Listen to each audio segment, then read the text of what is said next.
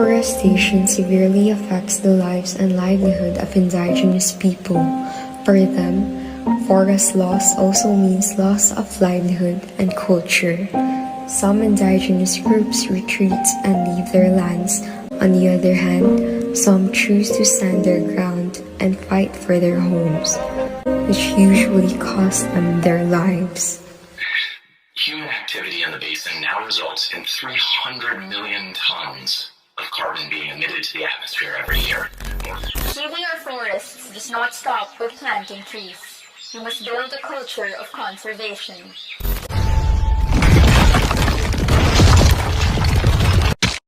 When we say nature, galing lahat doon ang ating mga kinukuha, mga bagay-bagay. And the most important part is how to communicate with the local communities na nagsurround dyan sa nature. Go back to Eden, like how God really designed the Philippines. The Philippines was 70% forested in the 1900s, and due to 100 years of massive logging or more, we're 1.5% now. Urgent action is what the world needs today. With the current situation, there is a threat that the Sustainable Development Goals would not be met by 2030 unless there will be drastic changes in the agriculture sectors. Indigenous peoples, as you know, as Hindu has said earlier, have contributed the least to climate change, and yet we stand to suffer the most from its effects because of our close relationship with nature. Nausab ang talan-awon ug ang kahimtang sa among palibot tungod sa pag-abot sa mga loggers nga namutol ug nagpahimulo sa among kakahuyan. Yung mga puno, yan ang mga herbal namin. Tinatawag namin ang bundok na aming hospital yan, aming paaralan, aming sambahan yan. Kailangan hindi mawala yung gubat. Good afternoon sa lahat. My name is Merlita Luna Tabamo. I am the Protected Area Superintendent of Mount Kitanglad Range Natural Park.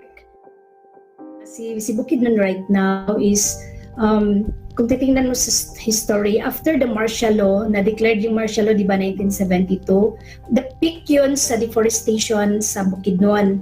Pero the province saw that almost 80% of its natural forest was destroyed. So parang napifeel ng taga-probinsya ng Bukidnon na hindi maganda na nadinyod na yung forest natin. Kasi mga water runoff and soil erosion had increased, which in turn depleted the local harvest and caused flooding. So pangit, di ba, pag may flash flood, so ang daming lives na pwede ma-affected nun. Now, deforestation of watershed in Bukidnon also, parang nag-worsen siya kasi ang effect sa heavy rainfall, wala nang mag-hold sa kanya kasi pag may forest, parang mag-act siya nga sponge. Makita rin yung news naman siguro sa news na may mga indigenous peoples tayo na para bang na-displace sa kanilang mga places na sinasabi nila na sa kanila yon because they are claiming it as their ancestral domain, pero iba na ang nagmamay-ari. Now they want to claim it. So ang struggles talaga sa mga indigenous peoples natin is still existence until at present, and thankful lang tayo na merong batas na nag-protect sa kanila, at saka isa rin sa mga programs natin sa DNR is to respect the culture of the indigenous peoples. Maraming sa case namin sa Kitanglad, several na tao na member ng indigenous peoples ang namatay because of protecting Mount Kitanglad. In fact, I think 2 years ago, meron kaming volunteer na indigenous people na binaril siya because related ang pagbaril sa kanya sa pagproprotect niya ng parke. So, isa yan sa mga struggles right now sa indigenous peoples natin sa Bukidnon. And that is true to other places also in the country. Good evening. I am Rodito Ratisora of Itaw-Taw, Bukidnon.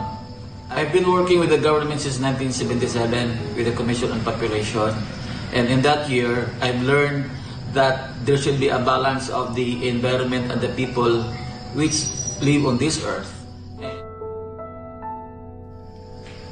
when landslides came, when floods came, and the soil were degraded, when you plant agricultural crops, seldom it will grow healthy, and it causes low production.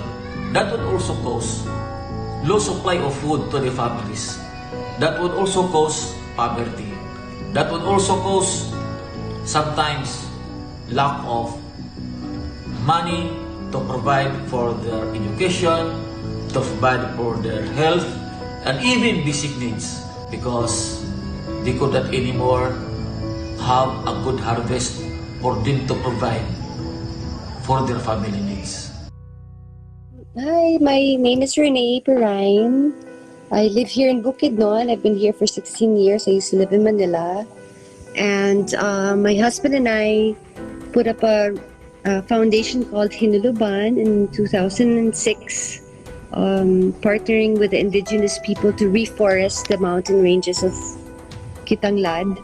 And the reason why we did this is because we found out the importance of the forest producing water through hydrological cycle for the watersheds to be filled with the capacity of water to produce food for the nation, being that Mindanao is the food basket of the Philippines.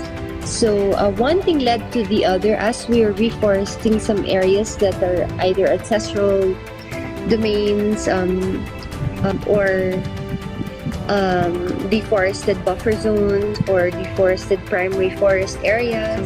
Their number one sacred spirit on earth is Hinuluban, so that's why they gave us that name, Hinuluban, which means mother tree of the rainforest that sustains the cycle of all life. So we aim to reforest and also be a shining light, a beacon of hope. We started in 2006, it's 2022. We've planted millions of trees, maybe 5 million already. We just mimic nature. It's called biomimicking. We don't try to change the wheel or invent anything. We just observe. That's what the forest is there for. You observe and you see how the wildlife interacts. And here, all this that you're seeing here is we have 100 hectares of land, and it's used as a school to teach the indigenous people, whoever wants to come. We do tours on Saturdays. And this was completely cogonal before, deforested. Now it's, as you can see, it has, the forest is behind me with all the wildlife. We have civet cats, we have Philippine barking deer, we have kalaw and snakes.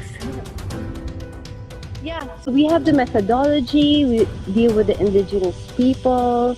So we take it in a holistic approach and we don't leave anyone behind. So we get a lot of support. Even the DA, the DOST, DCI, DOT, they come here and learn. So it's a very, very integrated system. We create our own circular economy. It's sort of like an alternative nation. So I wish that people can learn more from our experience, and so that when we pass on, you guys, you young guys, can take over, right?